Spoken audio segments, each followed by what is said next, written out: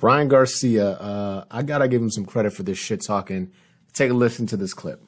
So, it's very clear to me that, they're backing this guy to beat me just like they thought Duno was going to beat me. And, he also said that, he calls out on the bullshit, the lies. Man, last time I checked, he said he never lose to a white boy, and then Joe Smith Jr. knocked him out of the ring.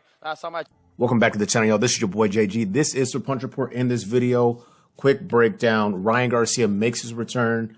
Oscar Duarte is the opponent. I'll get into both these fighters. Pause. And what this means for Derrick James as well. Let's get into the content. Ryan Garcia, King Ryan, makes his return to the ring since coming off a knockout loss to Gervonta Tank Davis. And he's facing Oscar Duarte. Now, this is, in my opinion, a little bit bigger than just Ryan Garcia. We know that Derrick James himself, the new trainer for Ryan Garcia, several high-profile fighters, Jermell Charlo, Errol Spence Jr., Anthony Joshua, and now Ryan Garcia in his stable. Will we get an opportunity to see a more refined version of Ryan Garcia? Can he settle the feet down? Can he be more defensively responsible? Can he figure out a way to get Ryan Garcia to really tap into some of the physical skills and attributes that he has in a more efficient manner? So that's what we're going to break down here, and we're going to learn a little bit more about Oscar Duarte as well. Going back to the clip that we just watched at the top, though, I think it's unfortunate for a fighter like Ryan Garcia, or any fighter for that matter, who's a very, very young man. I think I'm much older than Ryan Garcia, but much younger than Oscar De La Hoya or Bernard Hopkins. So Ryan Garcia's in this position as a young man with a lot of fame outside the sport of boxing. He's made a name for himself in social media, but now he's kind of caught up in the situation, a scenario where, you kind of signed a lot of your rights and flexibility away to a guy like Oscar De La Hoya, who, shout out to him, he's done his thing in the sport from a fighter's perspective, but has not always been known as the most savvy or the most, a businessman that operates with a bunch of integrity. And B-Hop, he's been kicked out of events and he tried to getting accused of rubbing stuff on people. So I just think it's an unfortunate situation for Ryan Garcia, whether you like him or not. Fighters get out there and they put it on the line and try to put themselves in a position to entertain and make money along the way. But that's my speech for that scenario. Keep doing your thing, Ryan Garcia. Win, lose, or draw, go out there, put on good fights. And even if things in the sport of boxing don't go the way you want them to go, obviously you have a large social media following. Just keep doing your thing. I digress. I really want to see two things from Ryan Garcia, and then we'll get into Oscar Duarte. I talked about the settled feet, defensive responsibility, things like that. But there are two things that Ryan Garcia has. He must figure out ways to deploy, do it early and often to give himself a solid opportunity to win.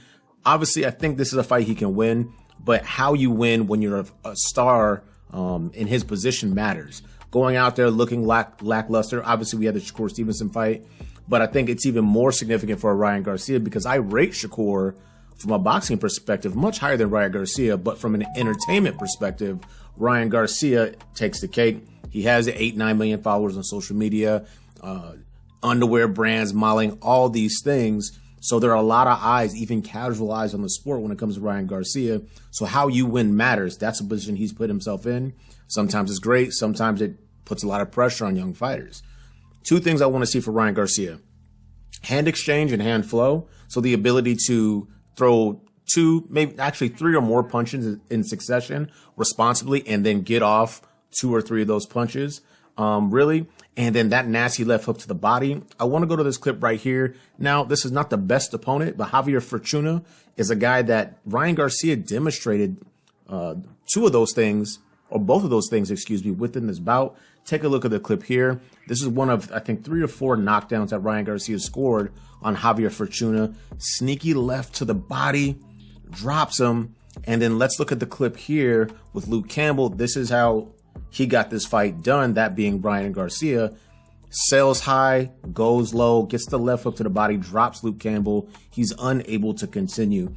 This is a shot that he's all but mastered. I think it has value going into this particular bout, and it's something he needs to continue to utilize and deploy, even though he's undergoing a supposed change. We have yet to see. This will be the first outing with Derrick James as his coach.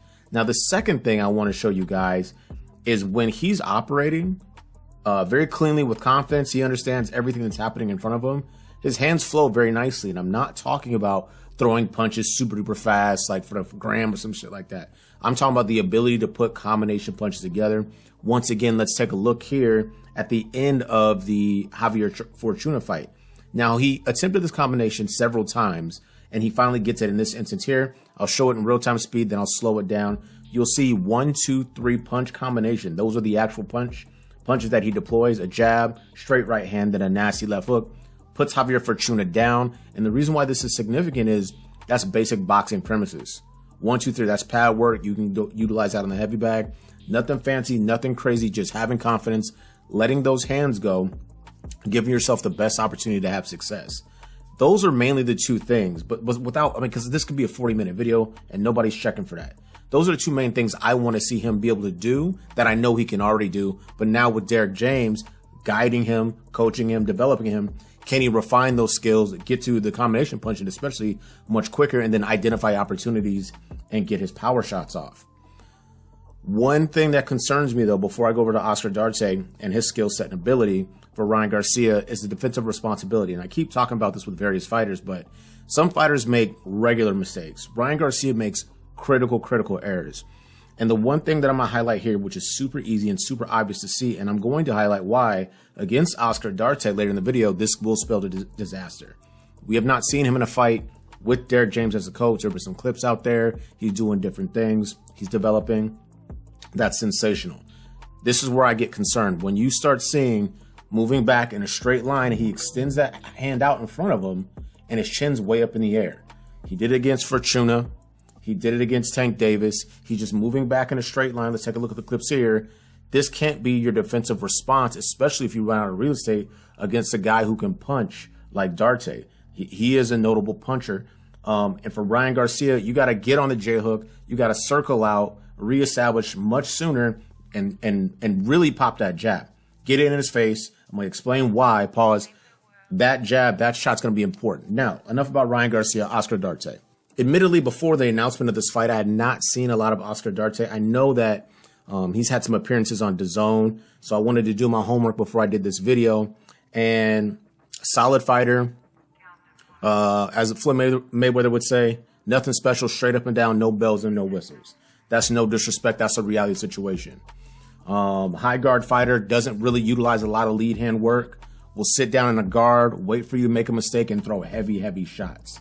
Oscar Duarte, my primary concern for him is a tremendous lack of speed. Now, he's gotten away with it, but Ryan Garcia does have next level speed, and you really have to either be able to match that speed or have a really high fight boxing IQ like a Gervonta Tank Davis to figure out how to combat that. Oscar Duarte is there to be hit. He's tough. He's a big, strong guy, physical guy, a lot of knockouts. I think his only loss is a split decision, and he looks physically imposing. But this is a step-up fight for Darte, not for Garcia. 143-pound weight limit. Oscar Duarte, big and strong. Technical skills and ability, very basic, straight up and down. But he's physically strong, and I don't think he'll be scared. Now, what tools does he have that can lend him success? The power, more specifically. He has a nasty left hook that he deploys traditionally and rolling under a shot, kind of like a looping overhand shot. And then he has a pretty nice right hand.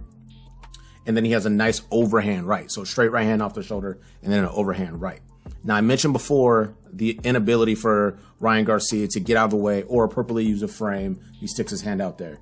Take a look at these clips here of Oscar Duarte and what it looks like if you leave your chin up in the air against this guy who's hunting for that shot. Devastating power, knocking guys' mouth guard out, decapitating people, and applying brutal pressure.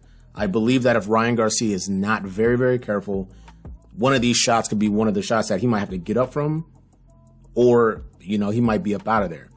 One of the things about Darte is, despite the power, he doesn't have a lot of one-punch knockout like Tank Davis or Deontay Wilder. He's putting guys on their butt. He's shutting down offense, and he's applying a lot of pressure with his footwork, and he's showing up, getting in that guard, and then waiting for you to throw some lazy shit and then counter you. And he will throw punches and bunches, and he does a really great job investing to the body. This is a compelling fight.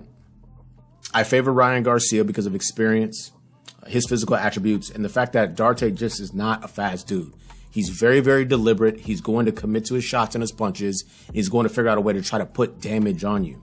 But the fact that he's so linear and he's right in front of you, doesn't really get on angles, he doesn't really feint, he just comes to you, pause, and then starts trying to put damage on you, makes him limited. I feel like the skill set and ability of Ryan Garcia should carry him. He might run into adversity. He'll have to deal with that. But Oscar Duarte, being so limited from the speed perspective, and maybe even the skill perspective, we have to see. I slightly favor Ryan Garcia, but there are a lot of variables that give me pause, right? How's he going to look after the knockout loss? What's the impact of Derrick James going into this camp? What does he look like at 143 pounds?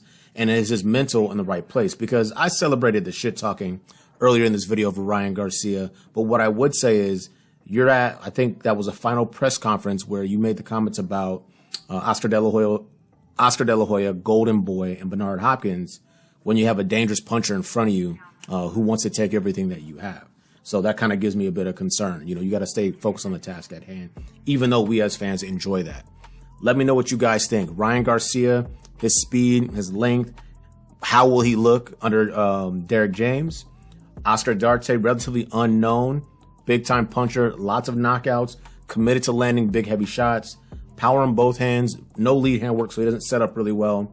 This is your boy, JG. This is the Punch Report. We out.